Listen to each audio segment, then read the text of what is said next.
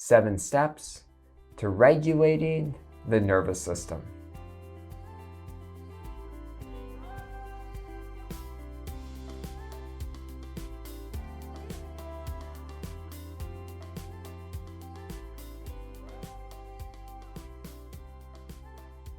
The autonomic nervous system.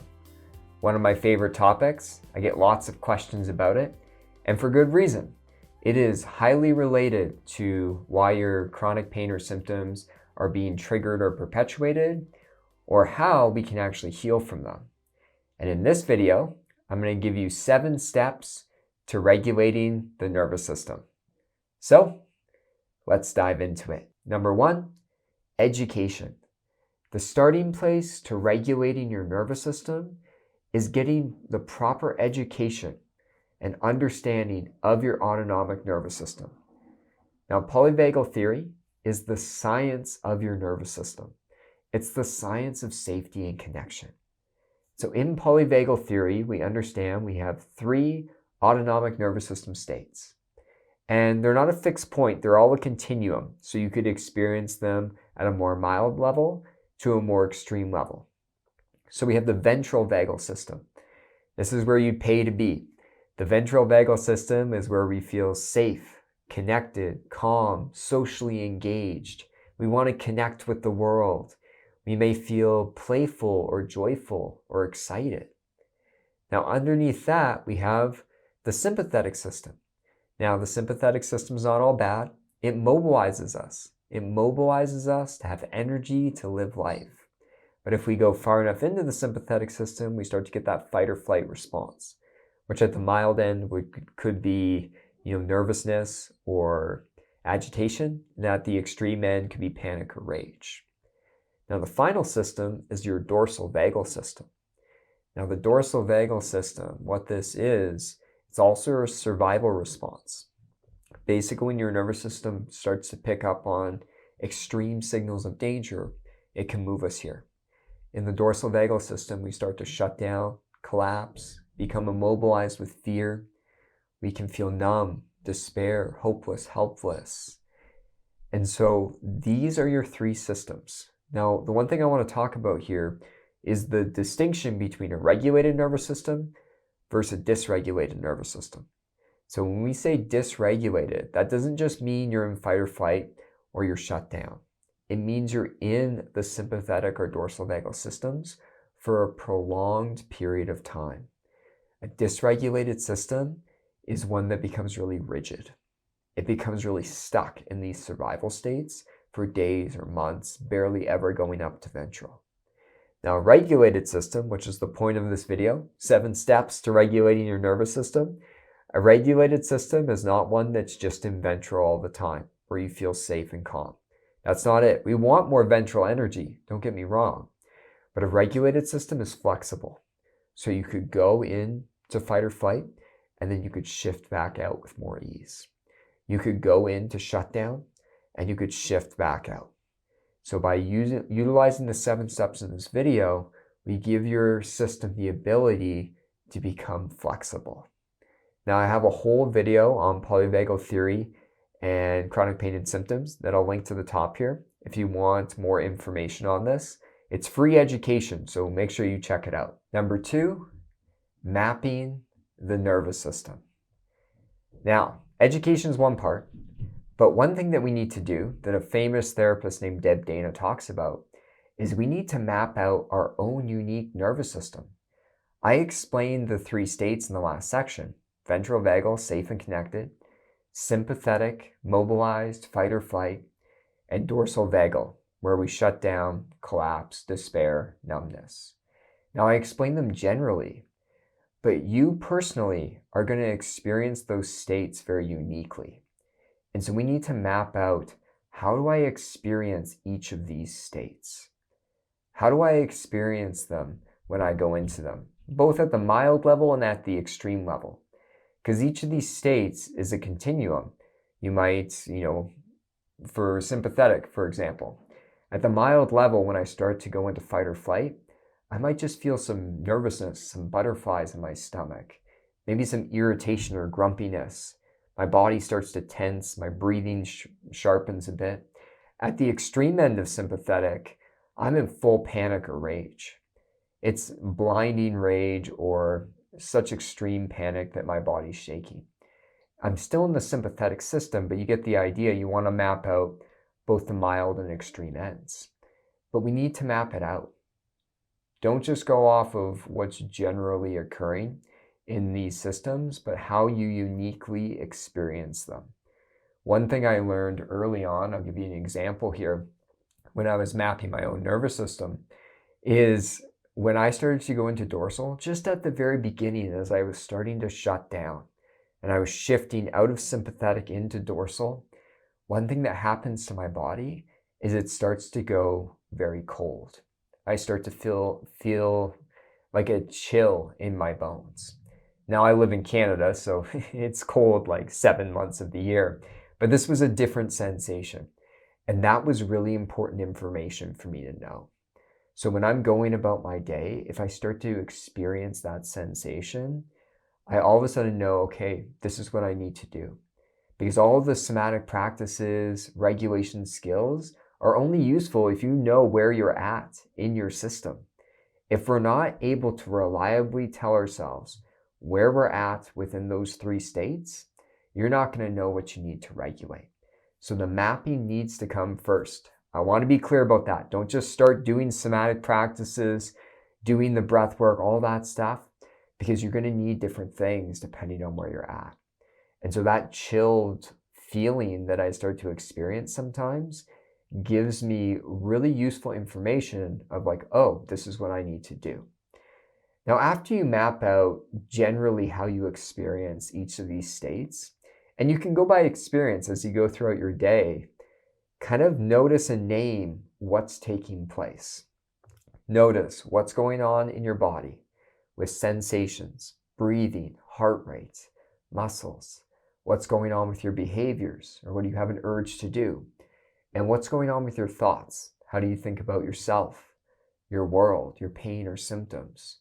Based off this, you're noticing what's going on in my body, and then you're going to name what state you're in. And by using the notice and name skill consistently, you can actually map out from the mild to the extreme end how you experience all 3 of these states. Number 3, understand your safety signals and danger signals. Now, what are these? What are safety signals? What are danger signals?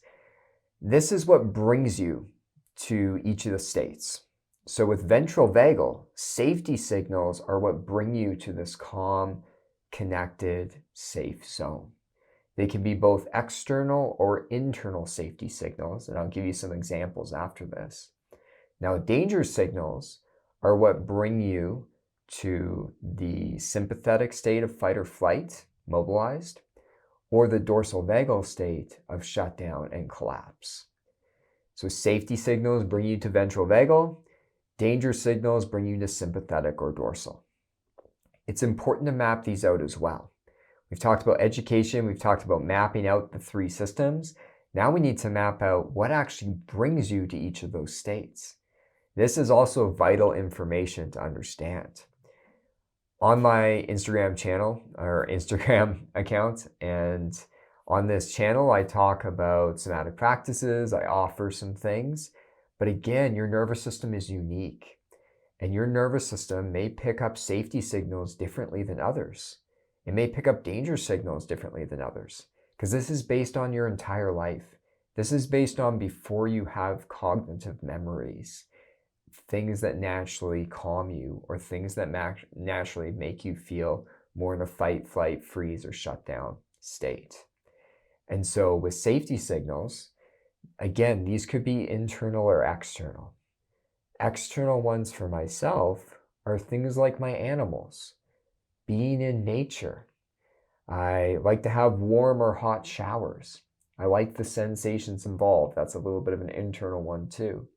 But they can also be internal things.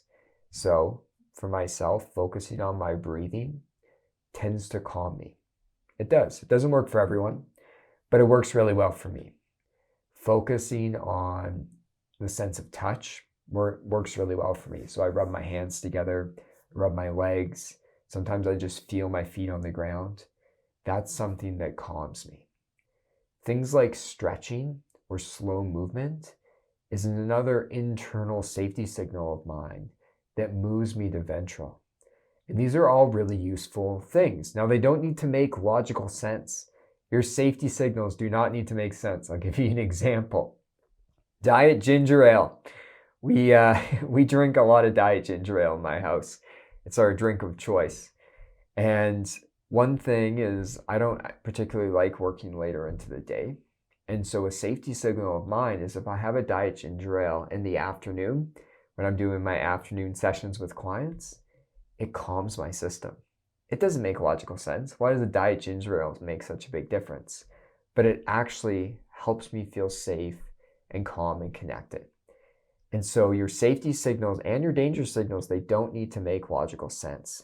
This is basically your nervous system picking up on a signal of safety. And so map these out a bit. Understand what are your external or internal safety signals for your unique nervous system. Now, danger signals, they might be a little bit different for sympathetic or dorsal. But understanding your danger signals too, what bring you to that sympathetic or dorsal vagal place? For myself, one thing that's always done this is working long hours alone. Now, I run a company. I do lots of YouTube videos, even though I'm talking to you right now, I'm alone in this room. I can do that for a bit, but I know that if I'm in isolation for too long, and I mean, anything from like 6 hours onward, I can actually start to sink into this high sympathetic zone or completely shut down. Now, other danger signals could be internal things.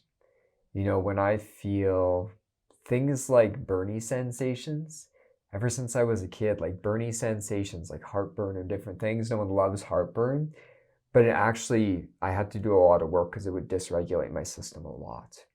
It was an internal danger signal of any type of burning sensation in my chest or stomach that would really set me over the edge. Like I would quickly go into fight or flight or completely shut down.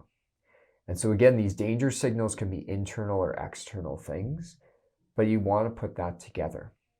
Another unique one for myself, and this is based off of adverse situations I faced in the past, is eye contact. I've had to work at it, but making too much eye contact with someone actually is very dysregulating for my system. So I remember even my therapist years back pointing this out. I'd go to therapy, I'd barely look at my therapist. And I am a therapist, and I never noticed that. Now when I meet with people, of course, I'm making eye contact, and this has improved over the years, but I found it really vulnerable and really overwhelming to do that.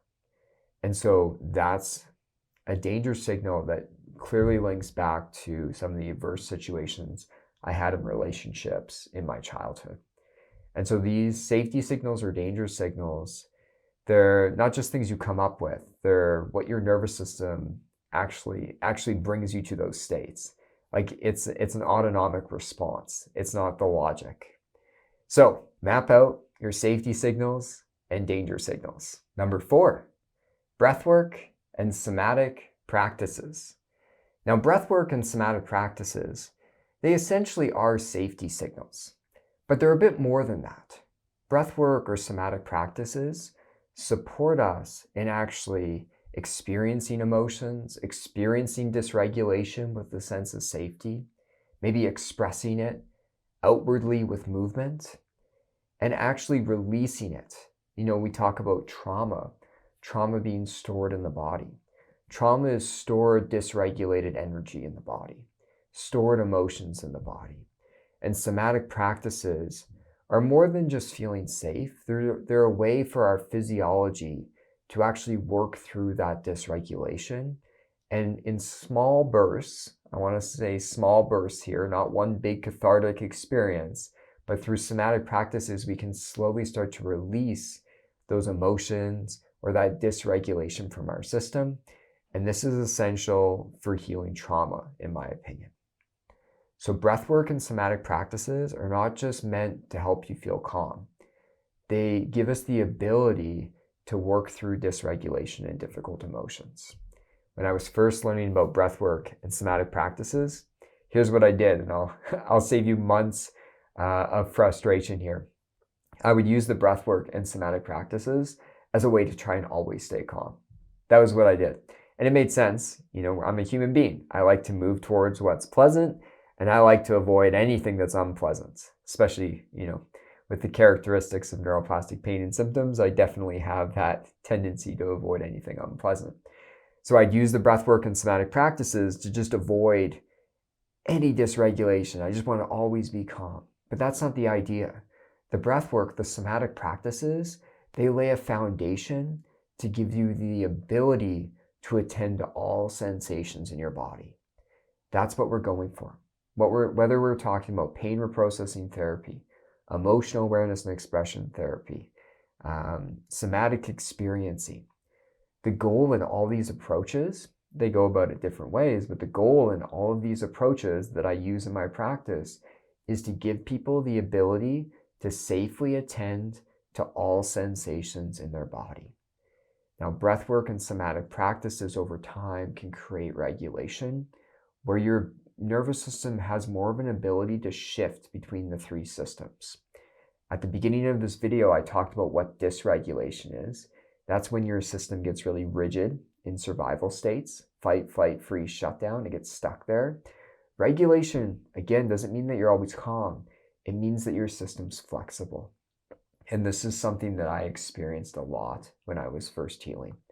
All of a sudden, I noticed that I would go into fight or flight, but I could shift back out with more ease. Or I could shut down, but I could shift back out with more ease. That's what regulation is. And so use the breath work, use the somatic practices as a foundation to attend to all sensations in your body and actually release that stored dysregulation, survival energy, difficult emotions in small bursts.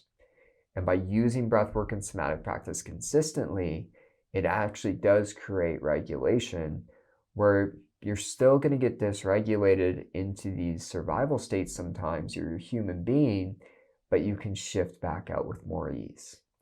Now, I have a number of practices on this channel. I have a somatic practice for anxiety that I'll link to the top here. It's a great practice to try out. On some of my shorts, I have some movement practices you can play around with. I also have a breathing video that I'll link to the top here, as well as in the description of the video. And I also have a Qigong practice. Now, Qigong, a lot of somatic practices you see out there, they're taken from Qigong. Qigong involves breathing and slow movement. It's something that I utilize a lot in my approach with people. So I'll link that video to the top that you can check out as well. Number 5, lifestyle. This is a big one, and it's a big thing that's missed by a lot of people when they're trying to regulate their nervous system. Now, your lifestyle, is it naturally sending signals of safety to you, to your nervous system? Or is your lifestyle naturally sending signals of danger to your nervous system? These are important questions to ask because you could do all the somatic practices you want. You could meditate, you could breathe, do all the breath work. But if your lifestyle is naturally sending signals of danger to your system all day long, it's going to be nearly impossible to regulate. Now, when we talk about lifestyle, some people live this high sympathetic lifestyle, excessively busy, perfectionistic, people-pleasing, always urgent. I relate to this. I did this a lot, and that's partly why my chronic pain and symptoms developed. Or other people live this low dorsal vagal lifestyle, where there's no connection. There's no communication with others. They're never going outside of their house, being in nature. There's no passion or purpose. Either of these lifestyles is going to constantly send signals of danger to your system. So the somatic practices and breath work almost become like Band-Aids. People are just applying Band-Aids, trying to regulate when they're living a lifestyle that constantly is dysregulating them. So these are important questions to ask. These are important questions to ask yourself and how you need to maybe change your lifestyle to create regulation. Naturally, we need meaningful conversation with others. We need meaningful work. We need a slow pace. We need time for rest, for stillness. If we're not including these elements into our lifestyle, it's near impossible to create regulation. So really think about, what are lifestyle changes that I need to make to cultivate regulation in my system? Number 6, co-regulation. Now thus far, we've talked a lot about self-regulation, using your own unique nervous system to regulate. But co-regulation is essential. Now what co-regulation is it's when two nervous systems are in communication, are working together to create co-regulation. Co-regulation is essential to nervous system regulation. Your nervous system was not meant to be in isolation.